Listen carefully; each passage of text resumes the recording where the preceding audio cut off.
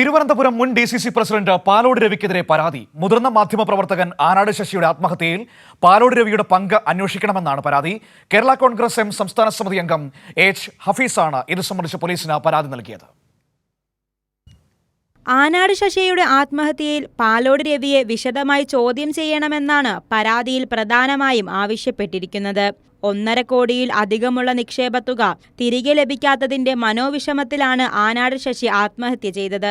കോൺഗ്രസ് ഭരണത്തിലുള്ള മുണ്ടേല രാജീവ് ഗാന്ധി സഹകരണ സംഘത്തിൽ നിന്നാണ് നിക്ഷേപത്തുക തിരികെ ലഭിക്കാതിരുന്നത്.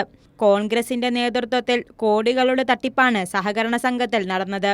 സഹകരണ സംഘത്തിന്റെ മുൻ പ്രസിഡന്റ് മോഹനൻ നായർ നിക്ഷേപകർക്ക് പണം തിരികെ നൽകാൻ കഴിയാതെ വന്നപ്പോൾ ആത്മഹത്യ ചെയ്തിരുന്നു. പാലോട് രവി ഡെപ്യൂട്ടി സ്പീക്കർ ആയിരുന്ന കാലത്ത് മോഹനൻ രവിയുടെ പേഴ്സണൽ സ്റ്റാഫായിരുന്നു. പാലോട് രവിയുടെ സഹോദരന്റെയും സഹോദരിയുടെയും മക്കൾ ഈ സഹകരണ സംഘത്തിൽ ജോലി ചെയ്തിരുന്നു. ക്രൈംബ്രാഞ്ച് അന്വേഷിക്കുന്ന സഹകരണ സംഘത്തിലെ തട്ടിപ്പ് കേസിൽ പാലോടിന്റെ സഹോദരൻ മകൻ ദിനു ചന്ദ്രൻ 4ാം പ്രതിയാണ്. 2 കോടിയോളം രൂപ തട്ടിപ്പ് നടത്തി ഇയാൾ രാജ്യം വിടുകയായിരുന്നു.